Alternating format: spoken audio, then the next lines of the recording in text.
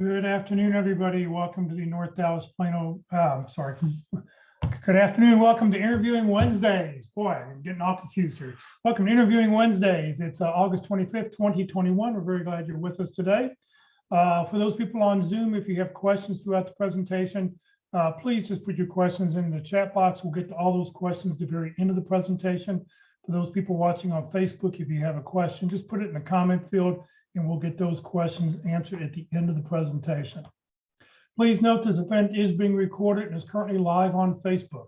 The recording will be on the Career DFW Facebook page and the Career USA YouTube channel for others to view in the future. By participating in this event, and if you have your microphone or camera on, you give consent for your name and picture to appear. Please note that any comments that you put in the Zoom chat window do not appear in the recording. Well, good afternoon, everybody. My name is Jeff Morris. Back in 2008, I started a website called careerdfw.org, a website to help those who are unemployed in the Dallas-Fort Worth area. In 2012, I started a second website, careerusa.org, to help people outside the Dallas-Fort Worth area. I have written a book called What I've Learned About Your Job Search That You May Not Know. It is available on Amazon. Since 2007, I've been facilitating and leading the North Dallas Plano Career Focus Group. The group's been around since the late 1990s. I took it over in 2007, and I'll tell you about our upcoming program that we have this Friday at the end of the session. And since 2017, I've been a member of the practice interview team. You'll hear more about the practice interview team here in just a moment. Well, when we started this interviewing session, I asked Mark McDonald, who leads the practice interview team, and Walt Glass, who leads the Interview Success Workshop, to put something together for us. And they put together a 13 session, 20 hours of material. So I'm going to turn it over to Mark and Walt. Please note that this is a pre-recorded session. So we won't be taking any questions until the very, very end. So if you have any questions, please just save them for the very end, put them in the chat window, and we'll be sure to get those answered. This presentation lasts about 63 minutes, if I'm correct. Thank you, Jeff. And today I'm participating just like you. Walt is giving the presentation. So I want to encourage you to ask questions, and I'll be monitoring the chat very closely. So put your questions into the chat. So the pit crew, I lead the pit crew. I've been doing that since early 2014. And about a year before that, I was involved with the pit crew as a volunteer. I was laid off 3 times towards the end of my career in a 10-year period. And so I walked in your shoes, and I felt very grateful that I got an opportunity to be involved with the pit crew and lead the pit crew. And I want to encourage you to take advantage of the pit crew. And we offer practice interview sessions. The interviewers have all been hiring managers and as part of their professional responsibility. So the people who give you the interviews are pros. They've had to hire people to work for them or to work for their company. And it takes about 45 minutes. It's based on a resume and a job description that you provide. So it's very customized and personalized to your experience and also to your interview situation. So if it's a first round interview, we give a slightly different interview than if it's a second or third or fourth round interview. C-level interviews are different as well. So it's all tuned to your situation, and it's completely free. There's no charge at all. It's all done by volunteers, and we meet any day of the week. We do this virtually now on Zoom, the same technology that Jeff is using. So you can have a practice interview any day of the week. So when you're ready, just send your information in to dallaspitcrew@gmail.com. So that's the email address there. And I'll go to work setting up an interview for you. So include in that email the times that you are available, the best times of day for you for +2 and +3 days. And probably 80% of the time we're able to get it done in 2 days, but sometimes it takes 3 days before we can organize the interview. So that's how that works. Just send your information in, resume, job description, and availability time to dallaspitcrew@gmail.com, and I'll set up your practice interview. I encourage you to link in with me. Just search for Mark A. McDonald on LinkedIn, or you can search for the pit crew and I'll show up very close to the top. And just send me a note that says, we met on Wednesday afternoon at the Interview Wednesday session, and that's good enough for me. But I got to say, I got about 20 people in my queue that have not sent me a note. So if you don't send me a note, I don't know where I met you. You could be from, Nigeria. So I just don't pay attention to those. So send me a note and I'll add you to my network, and that'll help you find people who work in your target companies. I also do one more thing besides running the pit crew. I coach, and I coach on just one question. So I'm very focused on this. And the question is, why did you leave your last job? So there you go. Since I got laid off 3 times, I consider myself an expert on how to answer that question. But not only that question, but any other questions that may follow up based on your situation. So we can have a confidential discussion about your situation, and we'll storyboard how to answer that question, and then how to answer any follow-on questions. And it may not be your last position. It may have been a gap in your employment. It may have been a series of short-term, I coached a lot of people who, way back in 2008, when things were so bad, they couldn't find a job that lasted more than 6 months. You probably remember that was a very difficult economic time. And so that's how we explain it. But situations like that may cause you some anxiety, we can work out and a very positive, brief explanation. So one-way interviews, we're going to talk about that today. Walt's got some great stuff. The Pit Crew now offers one-way interviews. If you would like to practice a one-way interview, just send me an email. Everything begins with the Dallas Pit Crew at gmail.com email address. And the way it'll work, I'll give you the questions in advance, and then you'll get a link to go to the tool that we use, which has been donated by EasyHire. That's the tool we use, so I want to give them credit for that. And then you do the one-way interview, and you get access to the video, and no one else sees it unless you choose to share it. So that's the way it works. And just send me an email if you'd like to practice a one-way interview. Thanks. Well, good afternoon, everyone. And I also like to help people with interviewing skills. And I do it a little bit differently than the Pit Crew, which I heartily endorse and recommend. A nice panel mock interview is great practice. But I suggest that perhaps you want to do something first besides that. And that is really, what are the basics of interviewing? What's the basics of differentiation? What's the basics of selling ourselves in an interview? And I claim that it's 3 things. It's who we are, what we do, and how we help. Many interviews I've had show a lot of emphasis on I do, background, experience. Some to do with I am, and that's my soft skills and my personality and characteristics, culture fit type things. Very, very few can have anything about I help. So how do we sell those things? So the interview is free. It's on Zoom. Do it on Tuesdays. Look at my LinkedIn page, about page. It gives you some more details. But basically, you send me an email and I'll sign you up, give you some dates and register you. It's held on Zoom. I do it on Tuesdays from 10 to 12. I do 2 people at a time. You actually interview each other. I give you the questions when you're the interviewer, and I record responses. And then following the interviews, which are recorded, you get a copy of your interview. And we'll go through some feedback and coaching. We cover these 11 basic categories of questions, and we have one over each to ask you. And so it's kind of a choppy interview. It's more the learning side and the workshop side than it is the mock. It's definitely not a mock interview. It's something where we can say, let me pay attention to the fundamentals, and then we can start practicing the fundamentals.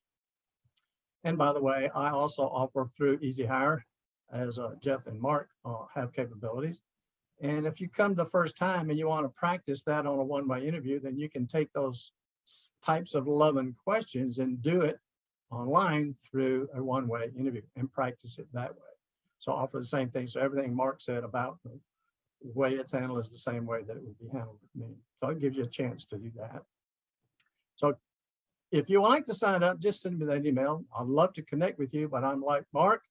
I always suggest that to differentiate ourselves, we always send a personal note, something that says how I met you, how I know you, or whatever it might be.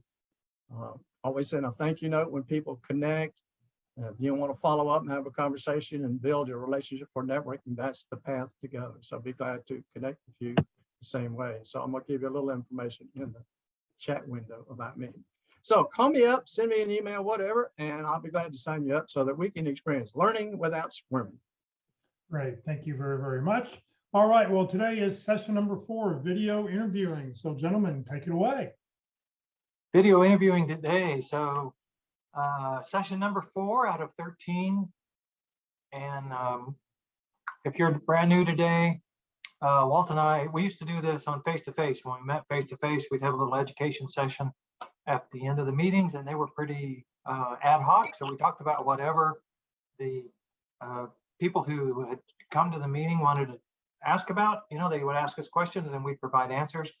When we became virtual, Jeff, has these series of topics, one each day of the week, about resumes and LinkedIn and networking. And so interviewing was one of those as well. So Walt and I put together a formal presentation of all the things involved in being a good interviewer and being successful in interviewing. And it turned out to be about 20 hours worth of stuff. So we broke it down into 13 sessions. We can go through the whole series in 1/4 of a year. And so we are on session 4 now. And I just want to give you a little structure, because if there's a particular topic here that you'd like to freshen up on, you can go to the Career USA YouTube channel and take a look at the presentation that we did back in January, February, and March. So we did this exact series the first 3 months of the year. And so the first 5 topics are about preparing to interview, and we're on topic number 4 out of that 5. Then the second group of 5 is about effective interviewing, and you can see some really good things there, demonstrating enthusiasm, how to discuss compensation, what if you're changing careers or industries. So that group of 5 is a really good group. And then the last 3 are kind of advanced topics that build on the previous 10, and but also cover some very important things like target companies and informational interviews, and how do you deal with difficult interviewers. And then my favorite there at the end, which is common mistakes that people make that we see all the time. And so maybe knowing about them will help you avoid them. So that's the whole Pit Crew series. And today's topic is video interviewing, presented by Walt. So my goodness gracious, we're in a job search, and holy cow, all the stuff we have to learn how to do. We got to figure out what we want to be. We got to figure out how to do resumes, and we got to do LinkedIn stuff. Oh my gosh, that's a lot of work. I'm putting in staff, and then everybody has opinions on everything, and there's not a book that just tells us the answer. It'd be nice if we could just drive up to the job search building, and they got a window. We said, I'd like one resume building, some networking, and an interviewing, and a chocolate shake, and just have that handed to us, and we'd walk out and it'd be all there. Okay. Well, unfortunately, that's not the way it is today. And so then along comes COVID, and it only did was accelerate this thing called video interviewing. It's bound to happen, going to occur, but that just gives us one more thing we have to pick up and learn and know how to do and be effective at.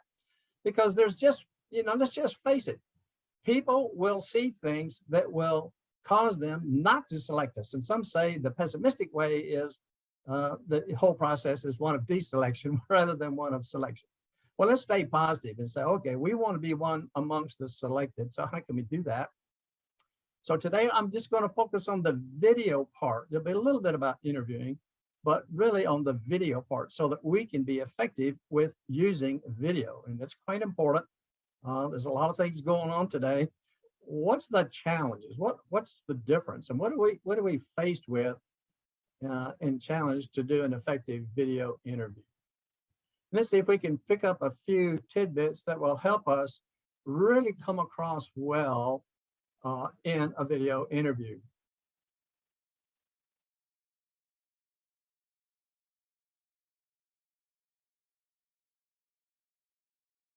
A little humor to start the day. So back up a little bit. I know you all are just dying to know this. What's the difference and what is AVI and asynchronous interviews? And so we'll kind of go to the basics.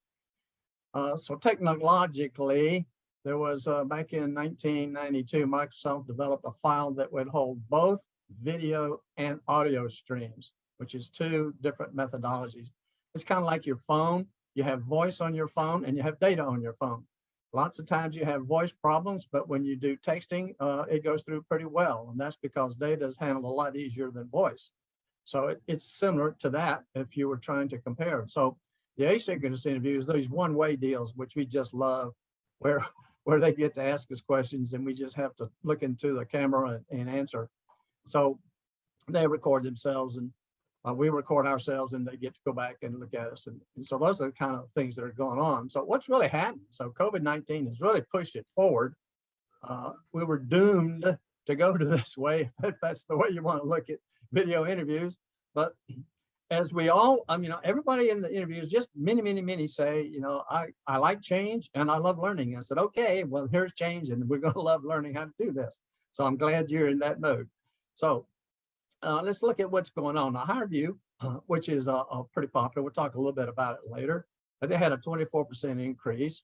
Naukri quadrupled its customers. VidRecruiter doubled its staff. So it's really growing. So there's all kinds of software pieces out there to do this kind of thing, but it's really growing. And it's predicted that we're still going to do a lot of video interviews, even though we could meet face-to-face more. So I think it's going to be a lot more video and less face-to-face, particularly in the screening area. They want to do screening. So I think that'll be huge.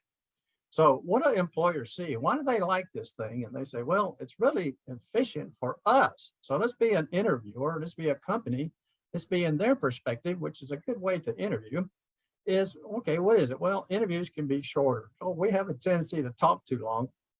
And so what they can do is they set a time limit that way we can't talk any longer than that. And that helps shorten it. They don't like hearing us that long. And they can do more candidates through the video process. And there's a lot of flexibility. You can generally you can choose to do your video interview at a time you choose. There usually is a time limit on accomplishing that. And then they can go back and look at it, and they can have whoever they want look at it.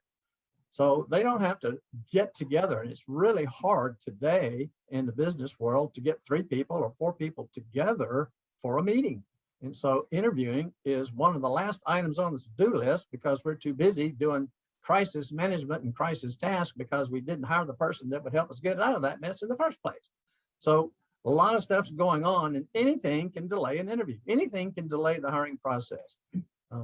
It's not management by walking around now. It's crisis management. There's always stuff going that fills our day. We got to pay attention to those. So one of the nice things is I can look at it again, I can rewatch it, and I can also take each person, same set of questions, and compare side by side as to how they respond. So they see it really as a fair way to really screen the candidates. Now that's their perspective. Now, do we think it's fair? Not as much as they think it's fair. It's a little bit different on us because now we have to learn how to be TV personalities and learn how to look in the camera. Even looking into the camera is not easy. I don't enjoy looking into the camera. I would really like to look at faces and have that connection and contact like we mentioned some of the challenges were. And now I have to look into a mechanical device and act like I'm talking to somebody. So that takes some practice and some learning to do. And I'm still working on that as I speak. And they use some different judging methods. And so some watch all the videos and some use artificial intelligence. Artificial intelligence is growing. So we already use artificial intelligence in job search. It's called the applicant tracking system. They enter keywords and then we match through artificial matching and comes out with the keyword match and says, okay, we'll give you a call, we'll match you. Well, only 2% of those applications get responded to. It's a very slow way to try to get a job. So if you're spending all your time trying to match keywords and get somebody to find you, I would suggest you reduce the amount of time doing that and put more time in the networking area, but that's another topic. So one of the things that AI can do is they look at how we say, what we say. They're still looking at words, and then our gestures, okay? And some look at the facial micro expressions, which has got some definite concerns about that out there in the marketplace. And I'll talk about that with HireVue. Some experts think that these fairness and privacy and bias and all that is really an issue and a problem and can be incorrect.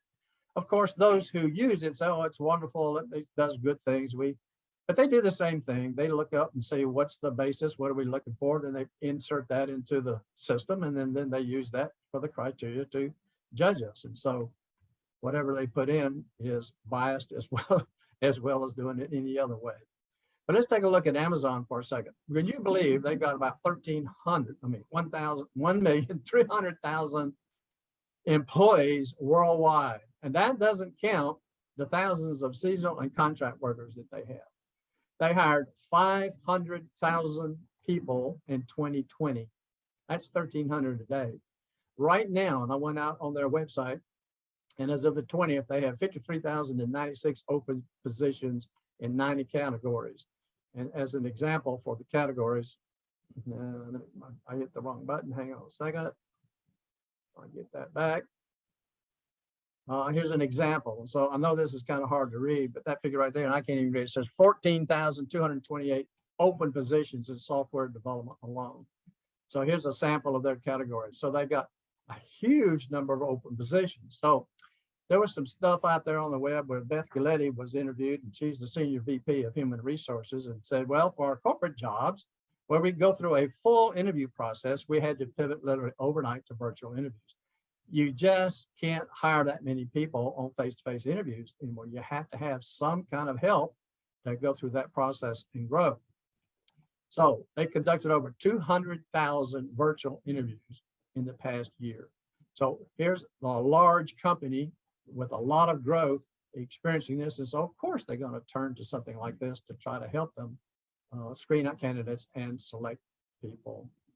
So here's the challenges that I think we face that some of you mentioned. One of them is I haven't found anybody yet that's really thrilled about doing one. And they're really excited. So I can't wait to do my video interview. It's so much fun and I enjoy it. I like it so much. So I don't think many of us really like them. Well, we gotta work to change that mindset, because we got to get to the point where we look forward and enjoy doing them. And so practicing and helping is going to get us to that point. And we're not really used to working in front of a camera. I remember several years ago, I was working for a company called EDS, and it was an outsourcing IT company. General Motors bought us, and they wanted us to do all their outsourcing. And I was in leadership development at the time. And so they said, well, let's create some videos of some things about leadership so we can send it out to these 3,000 managers in IT and help acclimate them to the style and the ways that EDS, because they were all going to transfer into EDS. So we spent a day, and a guy came out and he gave us teaching, and after 8 hours we scrapped the whole thing because we were terrible. It was just lousy. So forget that idea. It's not going to happen. We could not look into the camera. We would look. It was so funny. I look back on it and I said, I wish I had that video so I could show everybody. I said, this is what I look like doing videos. Everybody would get a good laugh. And so it's kind of awkward for us. We feel awkward in doing it. And it's not easy to present ourselves effectively when we're not person to person. We're limited in that. And so I'm not sure that I'm presenting myself. You don't see some of the gestures that I do, depending on my position and how I look, you know, what's in the scene with the video that you see of me. For example, you see me, I mean, some of us are just ahead and we're real close and we just get head up. I suggest maybe we back up a little bit so you can see some more. In case if I wave my hands, you might see a few fingers missing. So anyway, we might feel that we present the wrong way. And of course, it's impersonal when you're not having a person in front of you. And it's difficult to make that connection or build a rapport with someone just talking to a machine. Well, that's the problem. We're not talking to a machine. We're talking to a person through a machine. So that's the mindset. We've got to look at that camera and say, I am talking to a person. And that's what I have to be thinking as I'm talking. So what can we do prior to an interview over video? Well, same thing you do for any interview. So this is a little interviewing stuff. You have to go through some process to be a really effective interview. You really know ourselves. What are we like? What do we enjoy doing? What are our strengths? What's the kind of job we would really prefer? Some of us are at a crossroads. As we are now in transition, we have the opportunity to change things. We may change jobs. We may change industries. We may change careers. We have other opportunities and other ways that we might go. So we have to make a decision and make a focus, because until you have a focus on a direction, a job, an industry or a company or something like that, how are you going to achieve anything? you can go any direction you want. It doesn't really matter. So that's first. And then you got to get all these marketing materials together. You got to fight with LinkedIn and the resume. I really strongly suggest bios. Biographies are good to help tools for networking. So you got to get all these marketing materials ready. They have to be consistent. And if you're on any Facebook or some of the social medias, you got to be consistent with that. So there's a lot of work, a lot of things to be done. But once that is all done, you have focus. Now you can work on how you would express that and deliver that. Until you get that focus, though, it's very, very difficult to do. So it was great to have target companies, know companies that you're looking for, so that you can say, all right, I'm going to spend my time on the companies I want to work for, not the ones that I don't know whether I want to work for them or not. So I want to do some informational interviews and research. I strongly recommend that you look up and vet companies based on culture. If it's not a culture fit, the rest of it really doesn't matter, for example. So we would like to find that. So I'd like to have that. So I know that when I'm doing a video interview, I'm looking at a company that I want to work for. I'm looking at a job that I want to do. All those things are in my mindset. It's kind of hard to do an exploratory interview over video. However, we still have to do some of those things. We may not have very much information. We may not have very much time to do that. You can go back and look at session 1. I think it's limited time in that session on how to prepare for one in limited time. But nonetheless, if we get that chance to do some research, and I have that preparation, and I've done some practicing interviews, just basically, then okay, now I think I can handle the video part. So I've got that part, because if you don't have that, it doesn't help you a whole much with the video side. So let's just look at the video part now specifically. So there's different ways. Many of them are remote. So you'll be at wherever you want to be, connected to the internet. Sometimes you go in office and they'll have some remote capability there, some kind of a connection. Or perhaps it's international or something like that. But it's often simply remote one way or the other. There's the live interviews, and there's the pre-recorded interviews. The live interviews can be one way, as we've already discussed. They can be two-way. And then there's the pre-recorded, which is becoming more popular, particularly in screening. And then the devices, okay? Well, you can use a lot of different devices today. You can use your computer, a tablet, a smartphone. All you have to have is the correct software on your device so that you can have the video. Then let's look at all this conferencing software. I got VidCruiter, SparkHire, My Interview, HireVue, Interview Stream, RecWrite, Zoom, and there's about 400 plus more. We use EasyHire as an example, donated to us by the EasyHire people to allow us or give us licenses to use to help job seekers with practicing video interviews. So let me ask you this question. What is the #1 mistake that we make in a video interview? What do you think? You can speak, you can chat, whichever. Bad-mouthing the last job. The biggest single one comes with you have to figure out what your camera is pointing at and what's, and look at the camera. Like I just had to flip the screen over to the one that's in front of the camera because I realized I was sitting there looking like this. But that's your presentation can be as basic as where's your equipment at versus where are you sitting. Anita, was that you that said, I missed some words that you said earlier. Basically making sure that you're looking at who you're talking to. Right. And because I had to move my image. Usually I have it on my big screen over here, but I just moved it back over in front by the camera for the reason of looking at people as opposed to looking at the screen trying to see what they're saying or what they're doing. And there's an example of what can happen during an interview, because I was trying to say Anita, it didn't come across. And so with that communication, there's a lag sometimes in the communication and we don't hear each other. So if you don't pause. So go ahead, Anita. Thank you, Walt. I heard you, and what I said was actually not the right answer to your question. So I'll take that back. I was just talking about interviews in general, and I didn't miss the word video interviews. Well, most answers are going to be correct, but it might not be the top answer. So there's still going to be some mistakes. But I was just saying in general about interviews, to not badmouth the previous job. Oh, okay. Yeah. All right. That's in any interview. Right. Yeah. All right. Here's what I say So, it is. I'm gonna say it's distraction. Anything that's a distraction. All right? A little bit distraction. And why? All right? Inhibits the listening by the interviewer. So just the way I put that slide together is distracting to you. All right? Say, watching the letters. Well, you're watching them. You're not reading them. You're watching what it does. And then you're waiting for the daggum thing to stop spinning so you can read. So it's a distraction. And so lots of things can cause distractions.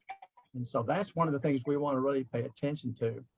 I can remember one, they were having a video interview and as the candidate was looking, the panel that he was looking started laughing a little bit and chuckling. And they said, well, what is it? He said, well, your wife just walked behind you and she wasn't wearing anything. And so that was a distraction in the interview. So I don't know whether she got hired or not, but nonetheless, you have to worry about a little bit about distractions. You know, the magician uses distraction as a tool for his magic or her magic, right? Our eyes, if we move, if something moves, our eyes will immediately dart to it and it'll look at it. So if there's something going on with us to distract, then we'll start focusing on the distraction instead of the interview. So we want to avoid distractions. And so we'll talk a little bit about that too. So we're going to do some online stuff. We got to prepare some things ahead of time to make sure that online is going to be effective. So now we're looking at technology. So we want to test our hardware and software. We want to test our cameras. So there's internal cameras, there's external cameras. You can buy webcams and put them on. You can use headsets. My question to you is, if you were the interviewer, would a headset distract you from a candidate? Or how about an earbud? Would that distract you? Which one would you prefer? And I would say it depends on your age. That's a little bit of an overstatement, but today, technology-wise, earbuds are pretty popular. So you can buy earbuds that have the microphone and hearing in them at the same time, or you can use the headset. But you want to make sure that that is all effective and it works well. Of course, you want to do your internet connection. So speedtest.net is a good place to go look. And I'm talking about upload speed more than download speed. If you know anything about speeds of internets and things like that, there's a download and an upload. Upload is always slower than download. You can download pretty rapidly, but you want to have something that has a good upload speed to it. And of course, you've got to be familiar with the interview software. So there's different kinds, and you'll have generally opportunities to get familiar with that, learn how to navigate it. It's really sad sometimes when, as one person got confused and said, gee, I don't like that answer. I want to answer it again, but she hit the wrong button and it sent the wrong answer because she wasn't practiced well enough to use the navigation to understand which way it would do so that she could, this particular software allowed you to erase your answer and answer it again. And since I've had 2 presentations where the power in my PC started dying, I've added number E or the letter E to say, be sure you're plugged in and have sufficient power. I mean, I'm just talking away and all of a sudden this thing comes up and says, I'm about to die if you don't plug in. And so I have to interrupt myself and go back to my program. So I had to add that one from experience of myself. Now, if you happen to be using Zoom, just give you an example. In the settings for audio, there's some audio settings that'll come up and it'll say you can test your speaker and you can test your microphone. And that's pretty good to do. And by the way, and I added this because sometimes people say, if you want to talk, just press the space bar so you can speak. Well, that does not work unless you've gone into settings and changed that little thing to say, yes, allow the space bar to turn my video or my audio on and off. So you can test that through Zoom. So you can use Zoom to test your equipment, even though you might use some different software to do that. That's the reason I gave you that. So we got to make sure that our internet connection is stable. If you have Ethernet connections, and so I have a router, it's connected to my internet provider. And so I can get an Ethernet cable and I can use my PC for the cable directly to the router. And now I'm not fighting for bandwidth. For those of you not familiar with the term bandwidth, it's kind of like turning on all your spigots, all your faucets in your home at one time. And that makes all of them slower. Then if you turn them all off, that makes one of them faster. And that's the same thing that happens with bandwidth over the Wi-Fi signals. So kill all the other Wi-Fi devices. Now, some homes have a tremendous amount of Wi-Fi installed, so you can turn on kitchen lights and turn off this and do this, and all that's over Wi-Fi. And it uses bandwidth to accomplish that. Or if you've got iPads and iPhones and you got 4 iPhones in the house and all of them are on, those things take up bandwidth. So this is the time when you want to gather all the iPhones, turn them all off, put the kids in the closet, put the dog outside, so you don't have all these things going on to interfere with you as you're going through your video interview. So with your particular, if you're using like a PC or, you know, I often forget that on my iPhone that I have to close all these open windows. I mean, it's eating up space and eating up time. There's things going on that some of them we don't like. They know where I am. They know where I'm going before I do. And it kind of worries me a little bit. But all that stuff is going on in the background. So if the more you turn off, then the more bandwidth you have for your interview. And that makes things a lot simpler. If you see your picture freezing or your voice, your audio stops for a little bit, then you're having bandwidth problems. That's a primary reason. So start turning off all those other devices. Close the windows and things like that. So where do you put the camera? Well, I look at some of you, and some of you are looking down at me. Some of you are looking up at me. Some of you, I see your ceiling. Some of you are, you know, it's all different things with the background. And so I want to position this, at least for me. So as I see somebody making corrections out there, and that's fine, you go ahead, because this is a great place to practice this stuff.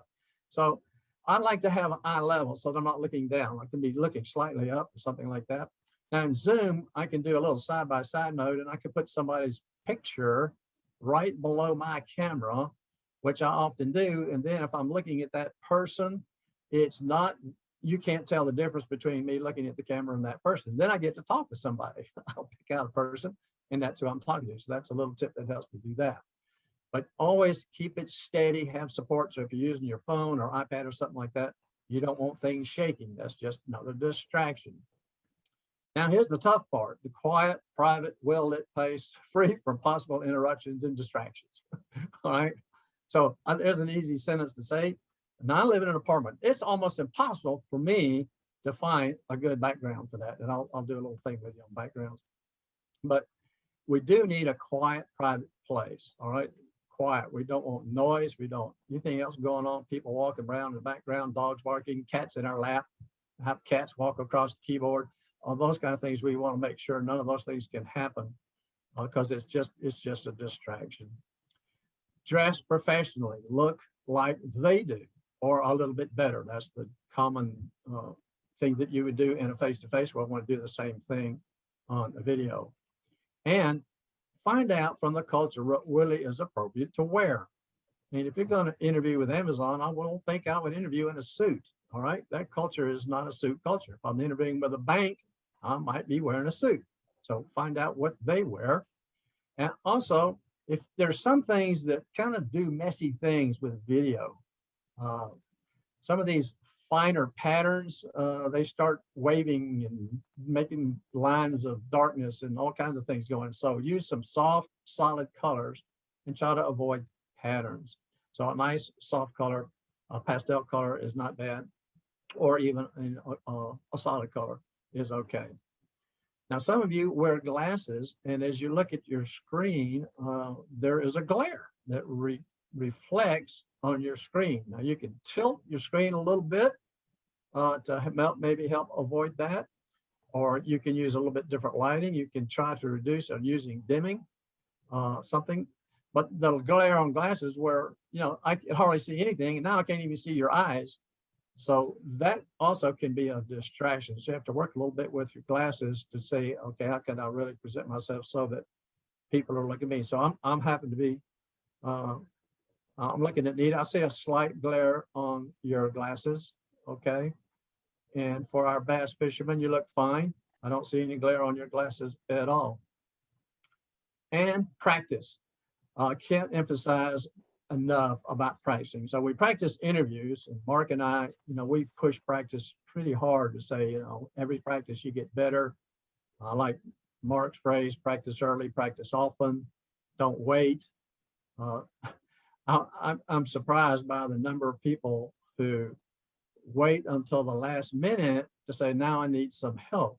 Well, I know we don't like to make mistakes in front of other people. We don't want to show that we don't know the answers to things and all that kind of stuff. And I say, well, if you really want to learn, put your learning hat on and let that overpower the other side of it. And just come do the best you can, enjoy the interview and learn. So your primary thing is to learn and do that. So one little tidbit of information. I do some coaching, these emergencies. I did one today. I got an interview tomorrow. Please help me out. So I'll give them a few tips with that. And I'm sure Mark has those too. So I call those coaching sessions. And then there's interviewing sessions where interviews are actually. So yesterday, no, it was this morning. Yeah, this morning, I actually completed my 1,000th interview. So I've made the mark. So I can say I've done 1,000 of these. And guess what? I've heard 1,000 things over and over and over again. Most of them, it's a lot of people say, yeah, why do you think you would be a great person for this job? Because my background and experience fits the job. I was, oh, let me make you an offer. So I hear a lot of things over and over and over again. So that's why practice and feedback from people who are in the interviewing mode, in the hiring mode, have had that kind of experience, can give you great feedback as to how you come across. And of course, looking at yourself in the video and how you appear is good practice as well, because I look at myself and say, I got to work on that. It doesn't look as good as I want to. So let me go back to this. I want to show some video stuff. So if you can see me, see my video, you might be put it on speaker mode or something like that.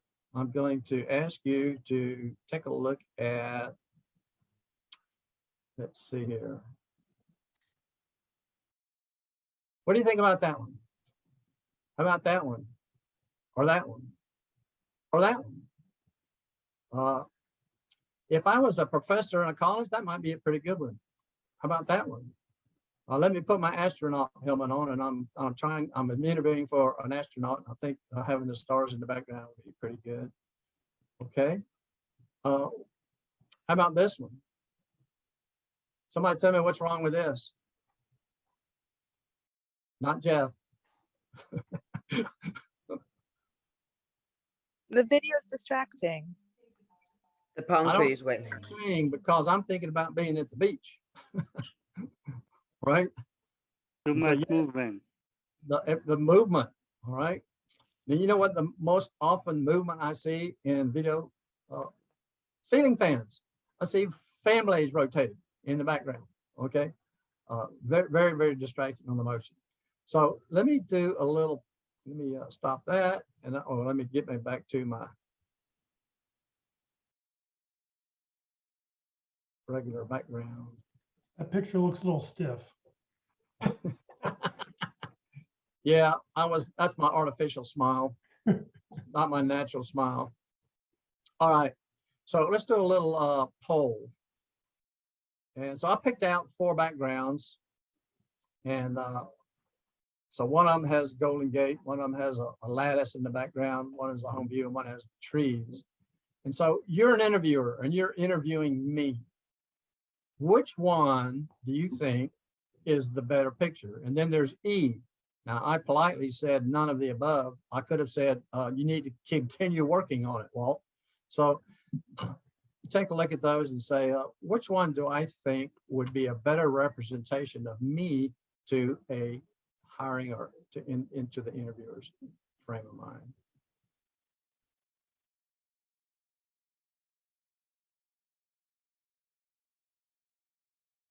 Okay, 2 people said none of the above. They said you still got to keep working on it. There's a dozen that say the gray lattice looks pretty good. The home scene is of a couple of people. Nobody likes the Golden Gate. Okay, well, that gives me some feedback to say, because as I'm working myself on improving myself, then I'm still working on backgrounds as to what might be an effective background. Now, there's an interview background, and then there's these Zoom meeting backgrounds, and they can be a little bit different. but for interviewing. So what am I saying to you with my different, there's a message in my background to you as to what I'm saying. So we want to find something, and if nothing else, get you a blank screen, put you something on the wall behind, so you don't have anything that will distract you. That one I showed you within the library. I don't know about you, but when I first saw that, when I was looking all over at what's in the background, all the books and all the stuff, I was interested in all that stuff. And so it was very, very distracting to me. Although if I was a professor trying to get a job at a university, that might be an appropriate background, all right? Because it shows that I am that kind of person. All right, so thank you for that. So let's take a look at HireVue, for example. I wanted to choose that as a artificial intelligence software. It's becoming popular, and they use a lot of artificial intelligence to screen candidates and determine whether you're going to make the next step or not, all right? And they claim it's the greatest thing since sliced bread, and it's better than chocolate and all those kind of stuff. And they say it's just great to help us. Well, today, hiring is such that if there's anything that I can use to help me make a decision rather than going through all the process myself and make my own decision, I'll use it. I'll use it. So I'll use the applicant tracking system. I'll use all those methodologies. I'll do things because it just takes too much time to do a really good job, face-to-face, person-to-person. So HireVue, they're looking at thousands of different traits, including demeanor, enthusiasm, word choice, tone, cadence, gestures, and posture. They're looking at all of those things to determine whether you should go on or not. I'll tell you why. Then they used to do facial analysis. Been a lot of negative press on facial analysis. So they announced that they have removed that. They were looking at micro expressions on your face as part of the message. And they've come out with a study that said that's really not predictive. So what we're going to use is they have increased their ability through what they call language analysis, language processing, and that's all this word choice, tone, cadence, gesture. They've increased that and said that's a much better predictor of success in the role. So they've dropped that. So that's good news, because I don't know. There's a lot of different facial expressions we have. There's different cultures. There's men, there's women. I mean, it's so different. Plus, there's some problems with some of this. I'll talk about it in a second.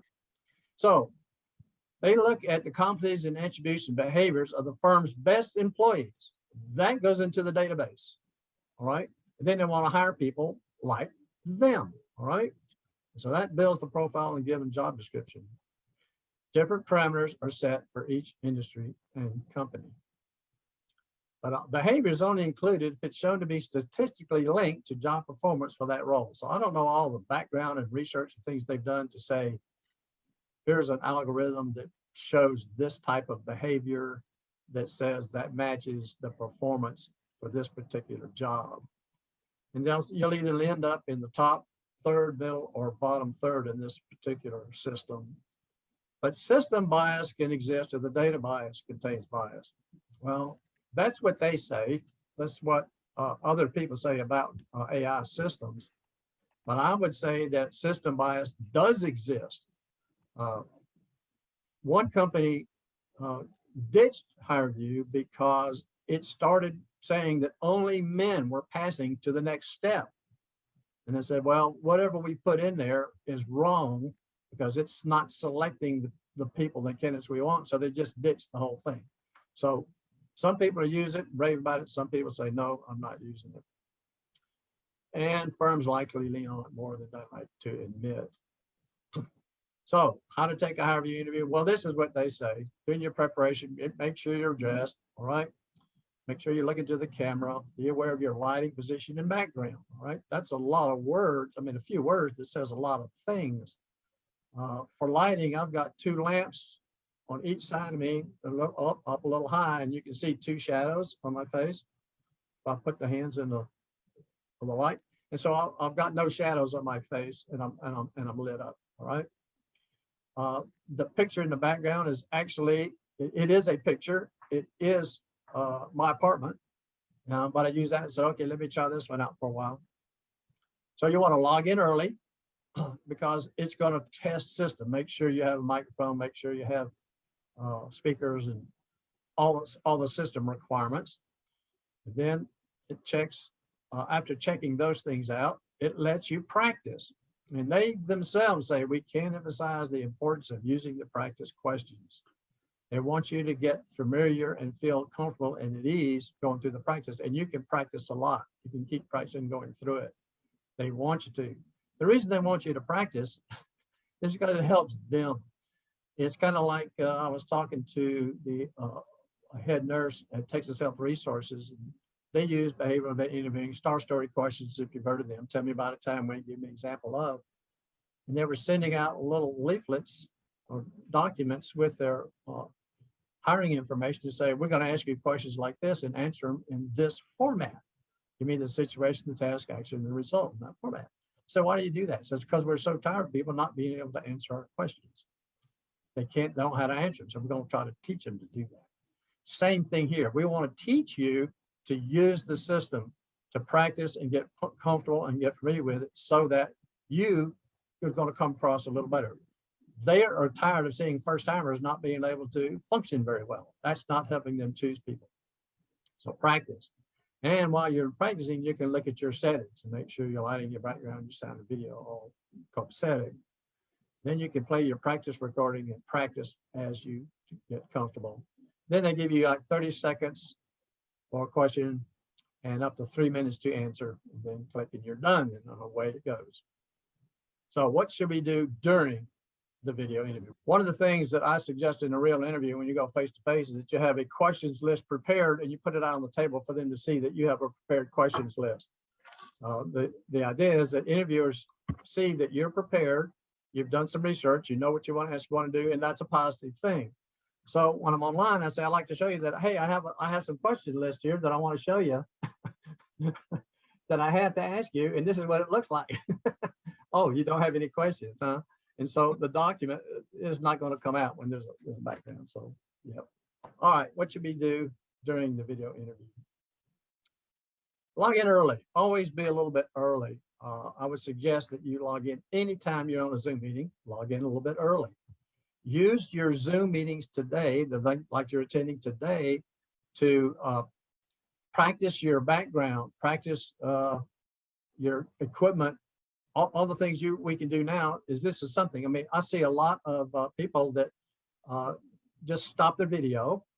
This is some reasons for that. I'm not complaining or criticizing, but it is an opportunity for us to say, well, let me put my video on there, and I might send out a little chat to somebody towards the end of the meeting, after the meetings. I would say, hey, what do you think of my background?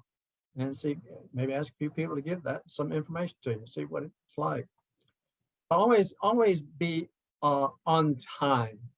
It's critical. They can be late. It's fine. They can do anything they want. They get all the rules. They get to ask all the information. We have to tell them everything. They don't have to tell us anything. I mean, that's just the way it goes. But be sure that you log in early. Smiling is probably the best thing that we can do to show some kind of rapport and building something and showing ourselves as open, trusting. All that kind of thing comes through a smile. But it's not a technique. It has to come from within.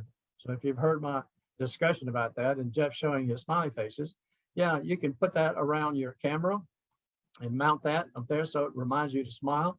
I've been practicing smiling since 1971. I still don't do it enough, but smiling. So if you are enthused about the job, enthused about the company, excited, have some interest in the job, if you don't have to jump on the table and dance, but you're really interested in the job, you will naturally show gestures and facial expressions and things like that that represent smiling and energy and those kind of things.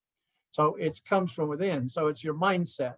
So smiling is important, particularly in your greeting. Generally, everybody smiles in a greeting and then they kind of disappear. That's kind of me.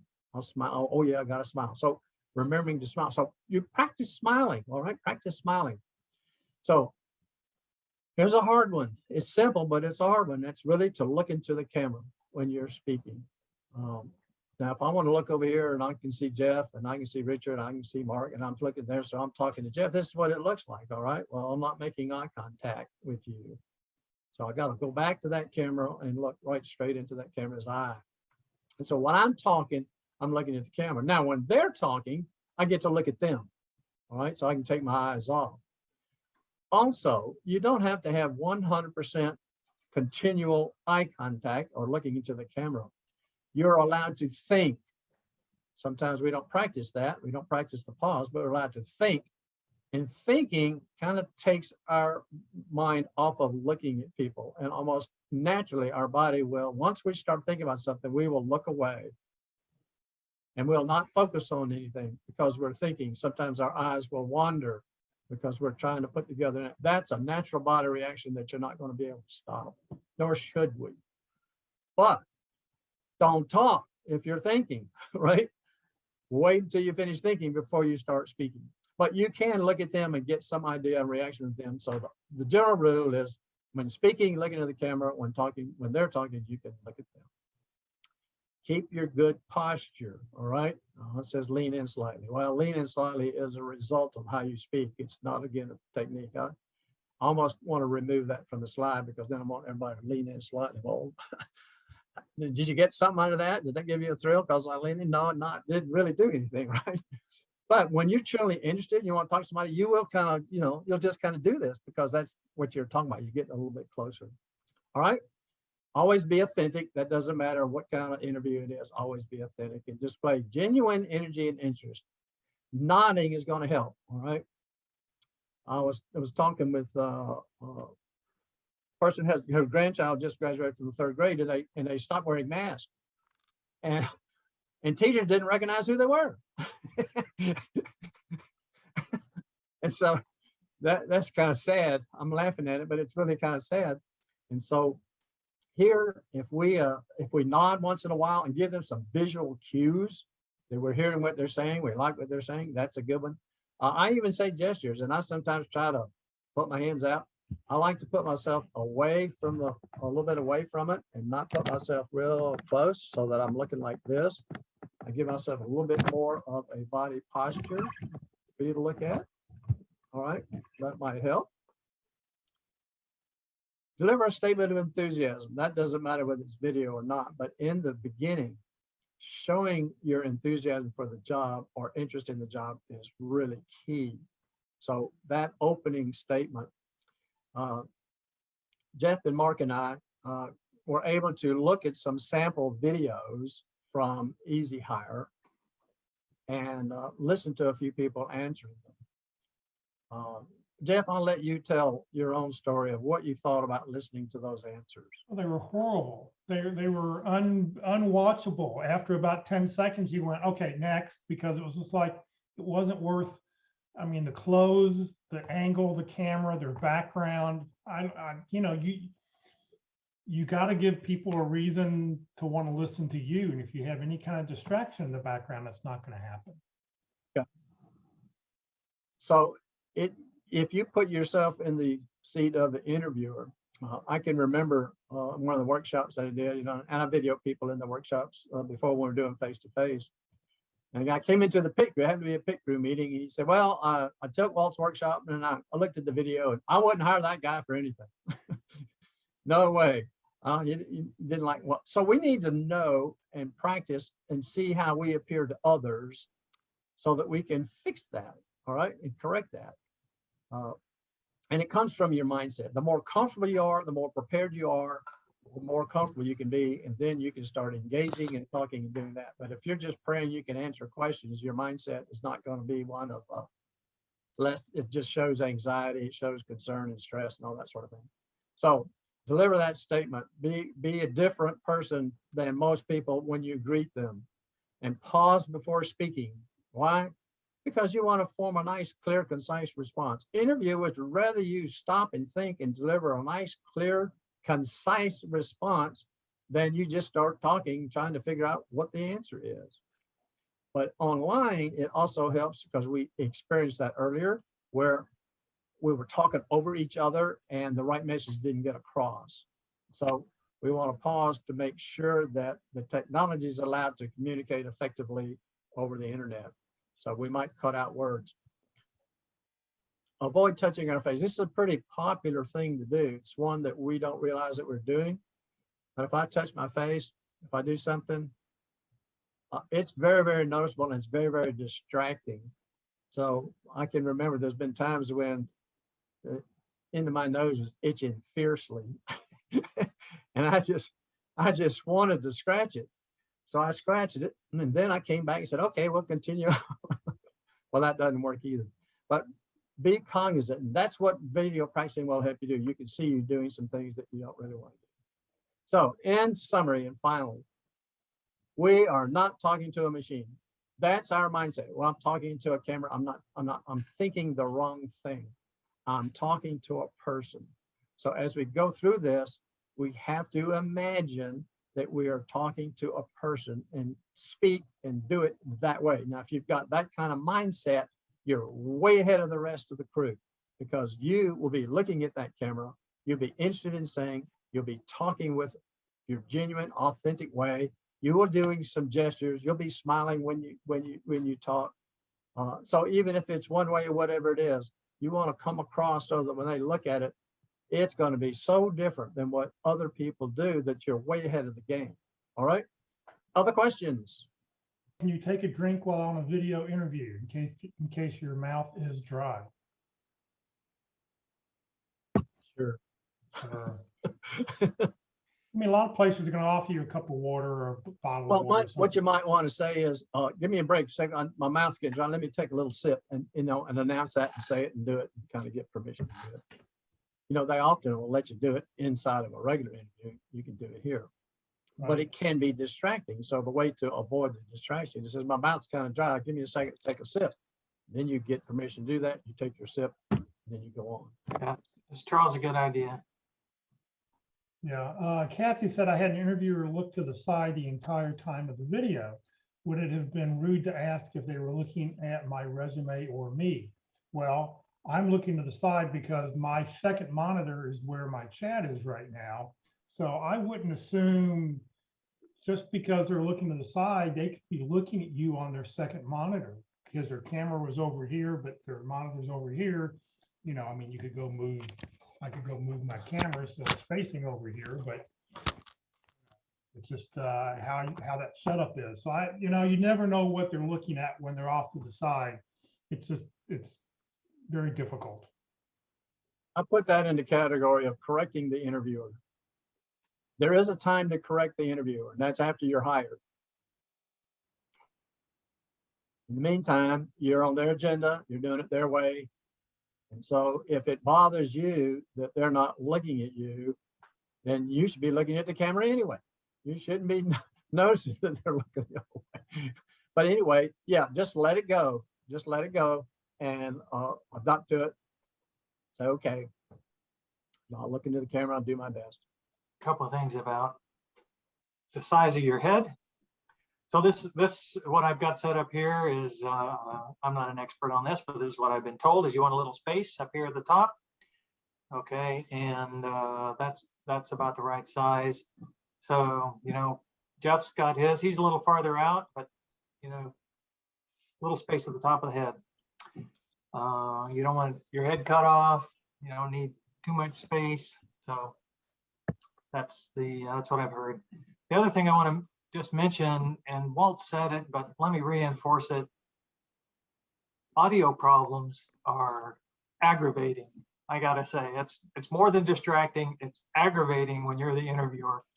So if you have to wear earbuds or if you have to wear over-the-ear headphones with a boom because you tend to move your head, you turn from side to side and that'll cause the audio to fade, then go ahead and do it. Okay, you want to be able to communicate effectively. And if that's blocked somehow, it's bad. It's just bad. Bad for your prospects.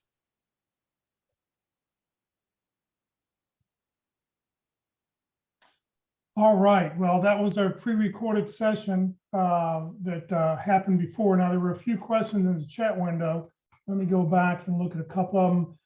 Phil says, do all routers universally give Ethernet connections the same bandwidth that they need and give Wi-Fi what's left over? I think what would happen, I think if I understand routers correctly, if you're only using one Ethernet connection out of the back of the router, and then you have Wi-Fi connections, you split it 50-50. But the object is the Wi-Fi is only one, it's 50% of the bandwidth, but it depends on how many devices you've got. If you have 10 devices hooked up, each device is only giving you 5%, or 10%. So you're getting a smaller proportion because the Wi-Fi channel is going to be separate from when you plug in hardwire in. Also, somebody walking between you and the machine, you and the Wi-Fi connection, that interference won't happen. So when you're hardwired in, you're always better off. It's always, you reduce the risk. It's the same thing as if you're using a wireless telephone versus a landline. You have an interview, and I've been on an interview before, and the power went off here at the house. So I lost the phone call, but if I'd been on my landline, I would have continued to talk with them. So it's that same kind of thing. You want to have the best connection possible. The best connection for your computer is a Ethernet connection, whether it be a laptop or, PC, you have to use one, but for a laptop, I always plug in my laptop whenever I'm using it for an interview or anything like that. There also was a question about, let's see here. If you're not using Zoom, you can't use a virtual background. If that's correct, I know Microsoft Teams doesn't allow you to do it. So you may need to find a different place in the house to have your interview. I know that right now I'm using Zoom, so I have a virtual background. But when I use Team, I was on a team call last week. I had to take down the picture that's right behind me because I really didn't want it to distract what was going on in the team call. So I just have a plain blank wall behind me if I took the picture down. There was another question here about a green screen. You're still going to get the same kind of artifacts on a green screen unless you're using a multi-$1,000 camera, because you've got to have the processing power of the camera and the routing switcher to be able to provide that. So if you're just using your desktop, there's a good chance that even with the green screen, you're still going to get these kinds of, you can see in my hands, you're still going to get those artifacts happening. That's why you just need to be careful, try not to move too much.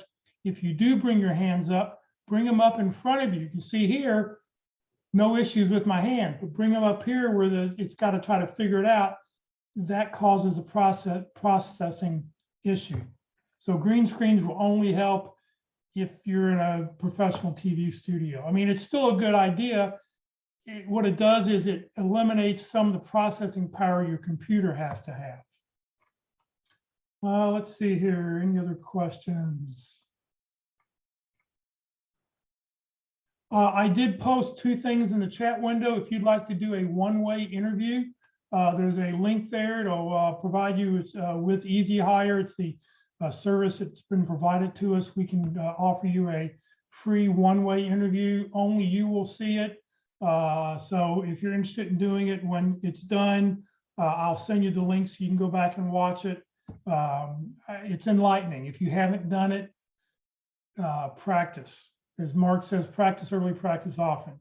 And then I also put in a document for the smile faces so that if you're, what to put over your camera. I have a little hole here in mine, so I can go stick it right over my camera hole to remind myself where to look at when I'm talking with anybody online.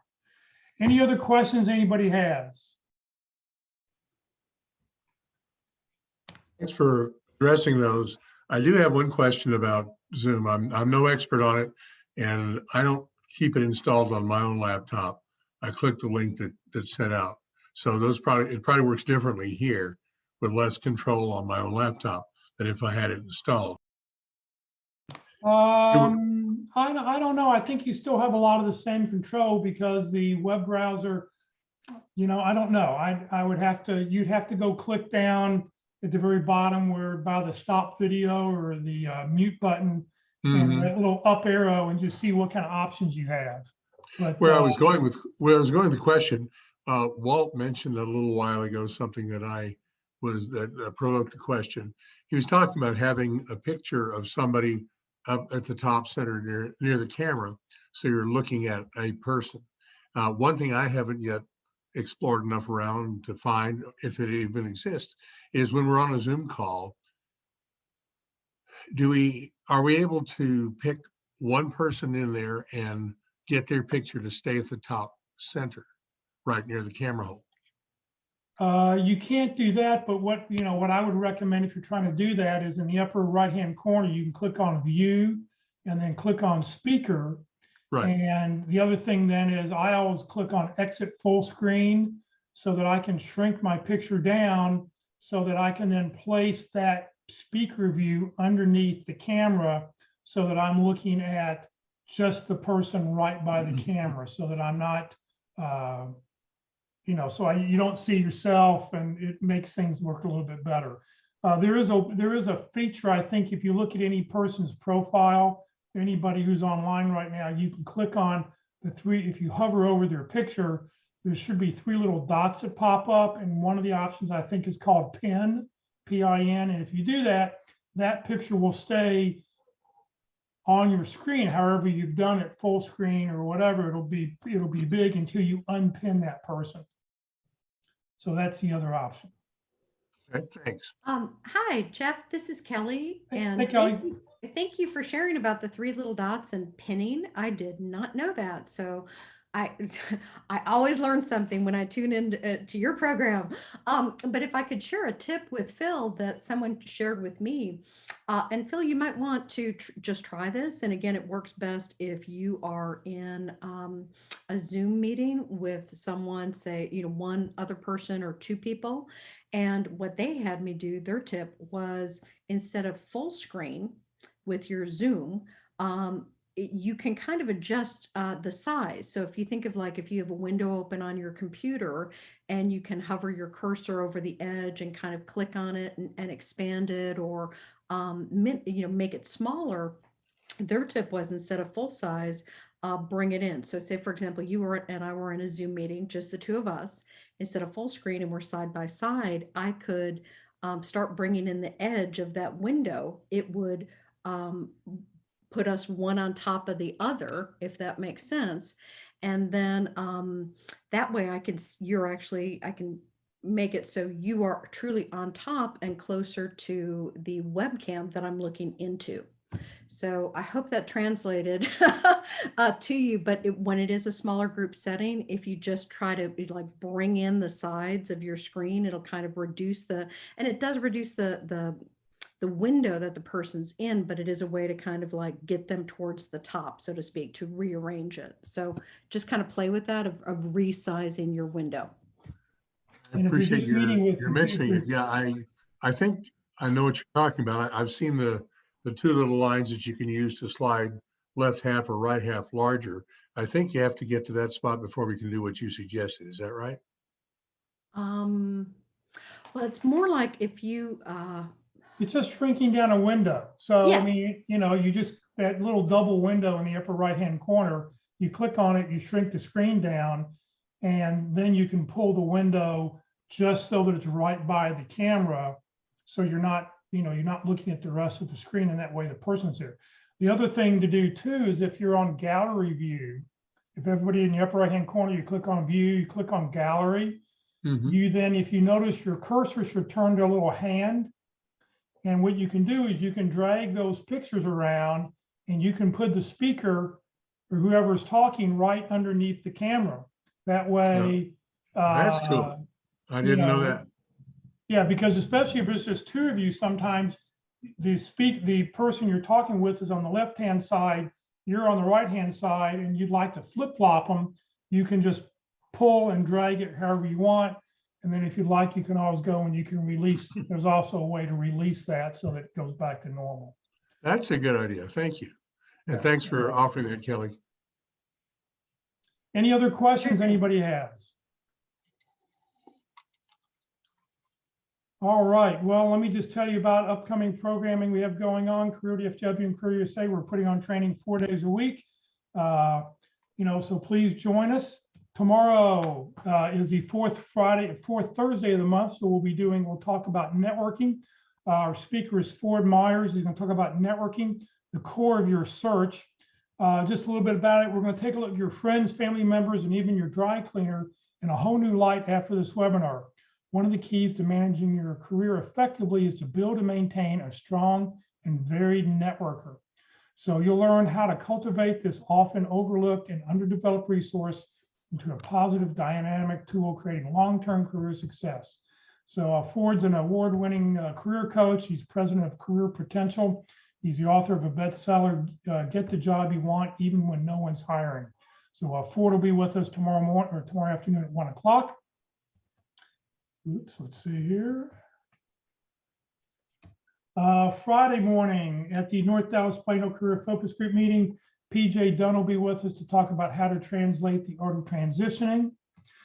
Next Tuesday, Terry Sullivan will be with us for LinkedIn Tuesdays to talk about how to create a LinkedIn brand. It tells your key contacts who you are, what you do, and how you can help.